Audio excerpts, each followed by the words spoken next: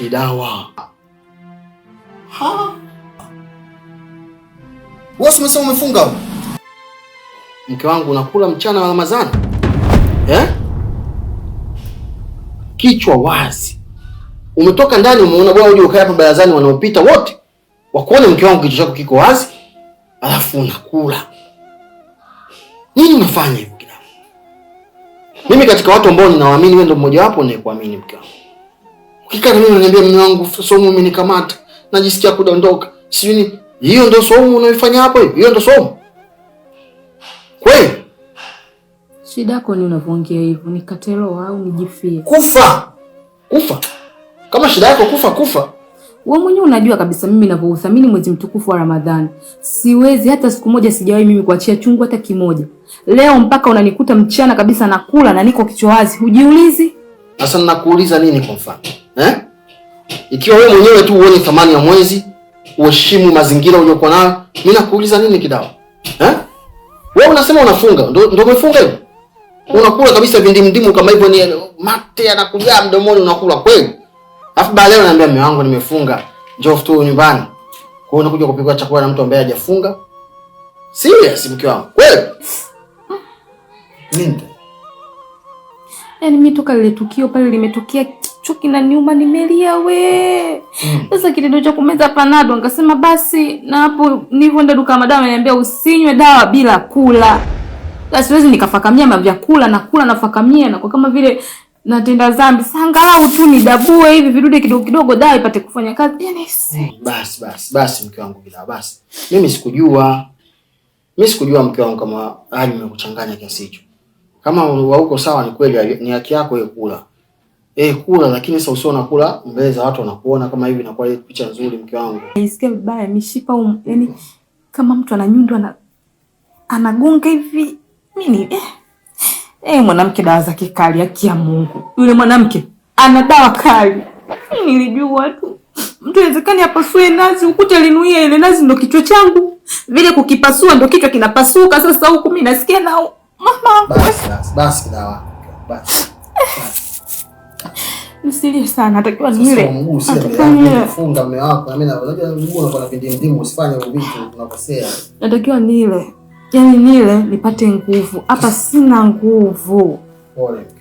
Sina nguvu. Yaani ninavyoongea hivi najikaza. Najikaza kweli. Na Mungu mwenyewe anajua. Vipi lakini umeongea naye? Kiukweli hata mimi naweza nikamwambia zamani hajafanya hicho kitu. Kwa sababu Tuta anakupenda sana, nimeongea naye anasema nampenda sana dadangu. Na nimemuuliza maswali mengi sana. Labda itakuwa majirani ambao hawatupendi sisi na watamani kuona tukao tunafurahi. Ndio wanafanya ubaya wote. Lakini sio kwa Tuta. Kwa sababu Tuta nilikuwa naye ndani na mimi nimetoka na kukuta vile vitu pale. Hawapendi maendeleo yetu. Sawa. Basi hapa namsubisha kila arudi nipate kumtuma. Angalau tu akanitafuta chips mayai. Sasa hizo chips mayai kikununulia usile hapo. Kaa zako ndani ule. Hii ni njia ambayo watu wanapita watakuona mke wangu. Sawa. Sina unaenda ndani. Sio ndoke. Kaa tu ndani joto na nini? Kaa tu ndani umechoka. Hapo.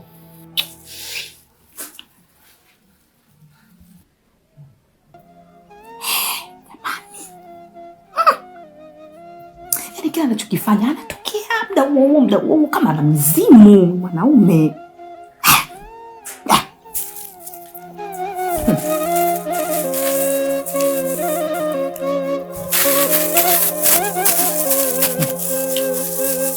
La nena balaa.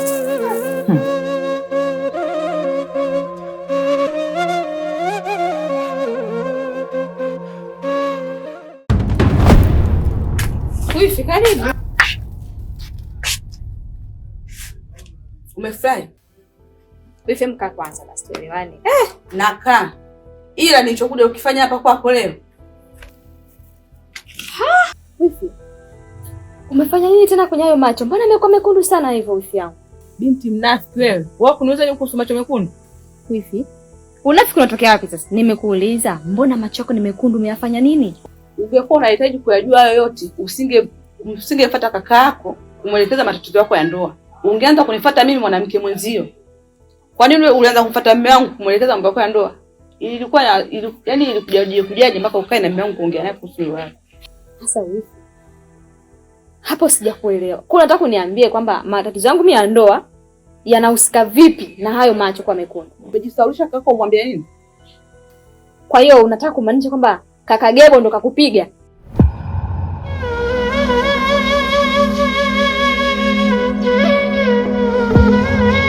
Kaka Gebo ndo kakupiga wewe. Kuna kaka ngapi walionioa mimi? Kwanza naona Mungu leo atanisamehe. Saumu yangu naona leo imeishia hapa.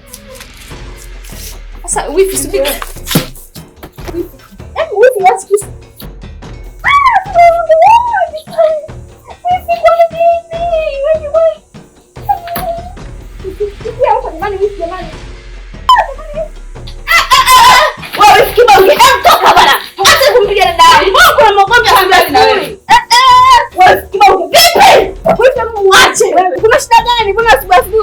Nyamaza nawe kaa pembeni ya kuhusu. Naondoka. Nitawarudia tena nyie mbwa wawili. Maifu mengine sijui ikoje. Pole damu.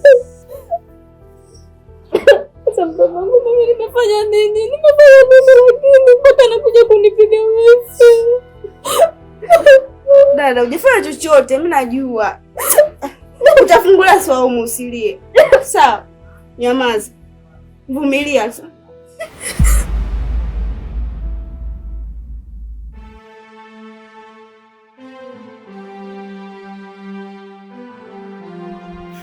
Nurati mwanangu, hivi unahitaji nani aje kufundisha wewe na utamheshimu akikwambia kitu hiki fanya na ufanye?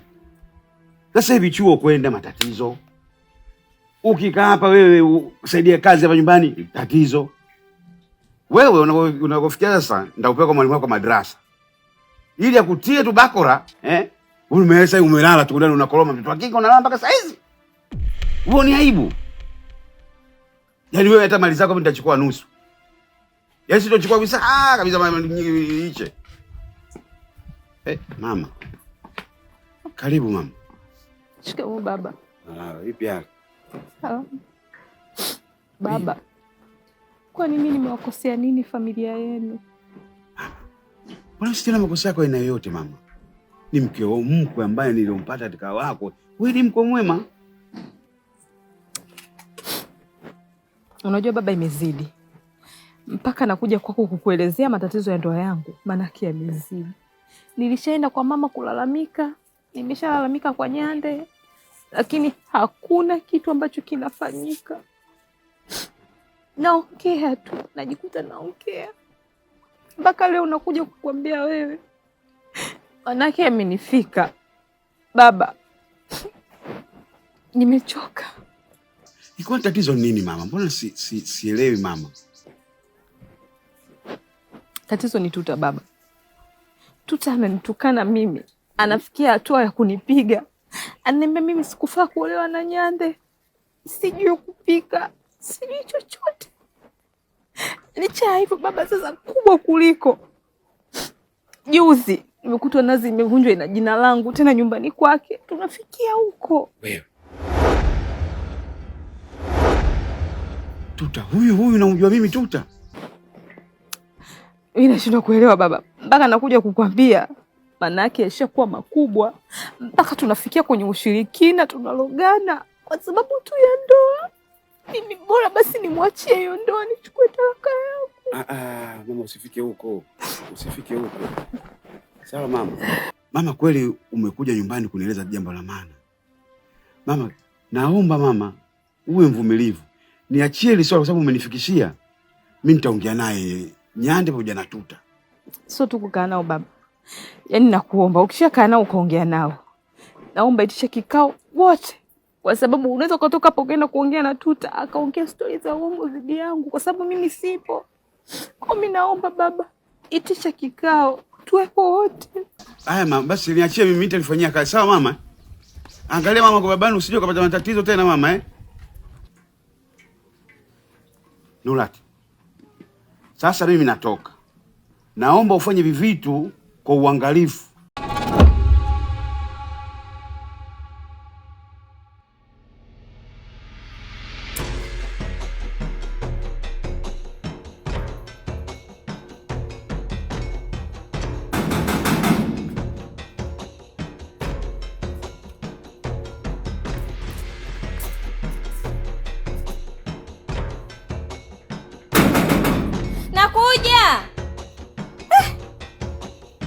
nani? Si na anagonga mlango kiasi hiko. Kumbe baba. Asalamu alaykum baba. Kumbe mama. Asalamu alaykum baba. Wewe mnafiki kama unajua asalamu alaykum wewe? Baba, samani. Karibu ndani kwanza. Hivi ni mwanamke gani wewe? Unachokifanya unakijua? Mwenzio anaishi katika nyumba mbovu kule. Kakuachia wewe uishi hapa pazuri. Lakini bado unamfanyia vituko, ndio matatizo ya kuwa na kadogo. Yaani kadogo nyamliziki. Haitoshi umewadu unavunja nazi hapa ili mwenzio azurike. Lakini baba, nimekukaribisha ndani umekataa. Na sasa hivi unachokiongea sikuelewi kabisa baba. Utanielewa tu. Hivi wewe wakumfanyia mwenzio vitu vya kishenzi? Mwenzio anakosa gani kwako wewe? Kakubali mume wake aoe mke wa pili. Wewe umeolewa wewe, yeye ana katika nyumba mbovu ile. Wewe kakuachia ukae nyumba nzuri namna hii. Bado una habari za kijinga. Lakini baba, mimi na Kidawa mbona tuko sawa? Sijamkosea chochote, sijamvunjia heshima. Wewe, nitakuwacha mbao huo. Ungekuwa unafanya ushiriki zako hizo. Hivi dini unaifahamu vizuri wewe? Nafuna kati mimi na Kidawa tunapendana, sio nini? Wewe unampenda Kidawa mzio? Mwenzio kakaa kule nyumba yake ile jumba lile libovu. Wewe unakaa hapa anajua nini maana ya ukewenza. Lakini wewe hujui. Hivi nyinyi kidogo mna matatizo gani? Baba, Kidawa nampenda na namheshimu kama dada yangu. Iweje mimi nikamfanyia ubaya? Yaani bado unangangania shiriki. Unavunja nazi mwenzio ili ifanyaje? Baba, haki ya Mungu na hapa mbele za Mwenyezi Mungu. Unamtaja Mungu wako huko mchenzi mkubwa ambao una matatizo makubwa. Unamtaja Mungu wako wewe? Mambo unayofanya unasema Mungu, haki ya Mungu, unamtaja Mungu. Unajua kutaja ndani nuksi utakayopata hiyo. Na mume wako yuko wapi? Mume wako yuko wapi? Alipisha ni.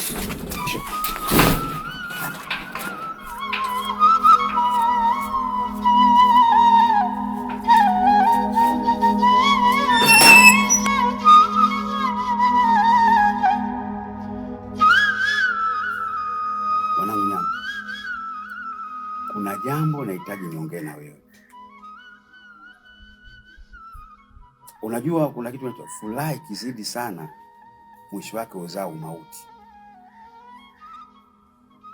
Na furaha yako wewe mwanangu isije kusababisha kifo kati yako wewe au mwenzio. Sijui unanielewa ninachokiongea? Kwa namna ambavyo mzee wangu umeongea, mimi siwezi kukuelewa. Kwa sababu umenifunga sana katika mazungumzo yako. Labda unifungulie, yani unamaanisha nini mpaka umeniambia hivyo? Unajua pindi nilipokuwa mimi na mamako tunaishi, ilifikia wakati kabili nimchukue mamako nimpeleke akae sehemu nyingine na mimi nikae sehemu nyingine. Kutokana na maneno haya chini chini madogo madogo yameanza hivi yameanza vile, mwisho wa siku yakazuka mengine makubwa. Ndio maana unaona mimi na mamako tunaishi mbali.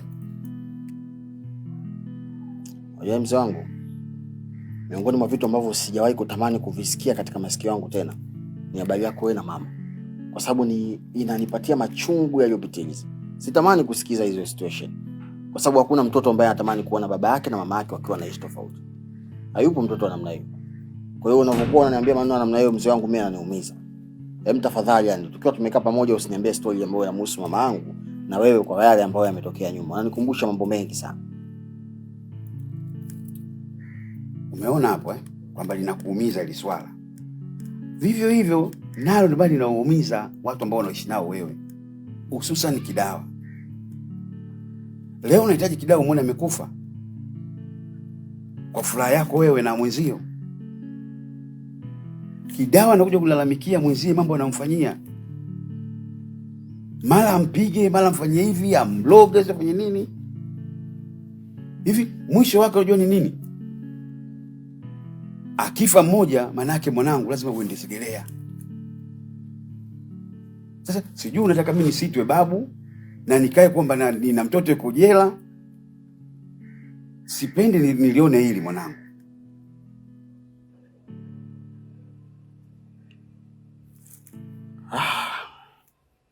Mimi mzee wangu naelewa. Na isitoshe swala mimi mwenyewe linaniumiza sana kichwa changu, na mpaka hivi sasa ninavyoongea na wewe kuna asilimia nimeshazianza kwa niaba ya kuweza kuiweka sawa katika ndoa yangu. Kwa hiyo swali sikupa wasiwasi babangu. Nyande, wakati ulipohitaji kuoa nilikuuliza mwanangu, unaweza kuwaumudu watu hao wawili? Sio kifedha, ila kuwaweka wawe pamoja unaweza? Ulijibu unaweza. Lakini sasa hivi inaonekana sasa kwamba uwezi. Na hasa huyu Tuta ndio tatizo. Kidawa tangu anaishi naye, umeishi naye muda mwingi, sijawahi kuona tatizo lake. Lakini tangu aingie Tuta, matatizo juu ya matatizo. Na ndio maana nahitaji tukae na hao wake zako tuweze kulitatua swala hili. Basi sawa babangu, hamna shida, tulifanya hivyo. Sawa, tufanye hivyo tulimalize hili tatizo. Sawa? Sawa baba. Mimi sijakuja kukataa, mimi kuja hapa ili nilete huu ujumbe tu. Maana mwenzio kaja kalalamika sana. Ndio. Kwa hiyo tafuta siku, panga ili tuje kulimaliza hili swala. Nadhani umenielewa.